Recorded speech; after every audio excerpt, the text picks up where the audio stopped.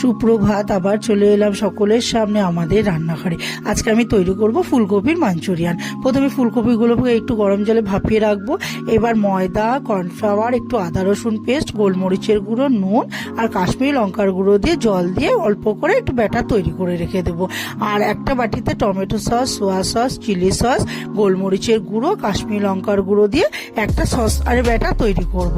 এবার ফুলকপিগুলো ঠান্ডা হয়ে গেলে এবার ওই ব্যাটারের মধ্যে চুবিয়ে আর একটু কর্নফ্লাওয়ার মাখিয়ে এবার ছাকা তেলে, সাদা তেলে ভেজে তুলে রাখবো। এবার ওই তেলের মধ্যে শুকনো লঙ্কা ফোড়ন দিয়ে আদা কুচি, রসুন কুচি, কাঁচা লঙ্কা কুচি দিয়ে নাড়াচাড়া করে সসের ব্যাটারটা দিয়ে দেবো। এবার ওটাকে নাড়াচাড়া করে ফুলকপিগুলোকে দিয়ে দেবো। দিয়ে এবার পরিমাণ মতো আরেকটু নুন, স্বাদ মতো চিনি দিয়ে নাড়াচাড়া করে অল্প জলের ছিটা দিয়ে এবার ওর মধ্যে যখন হয়ে আসবে তখন পেঁয়াজ পাতা আর ধনে পাতা দিয়ে ছড়িয়ে নিয়ে নাড়িয়ে চাড়িয়ে নামিয়ে নেবো। তাহলেই তৈরি হয়ে যাবে আমার ফুলকপির মাঞ্চুরিয়ান।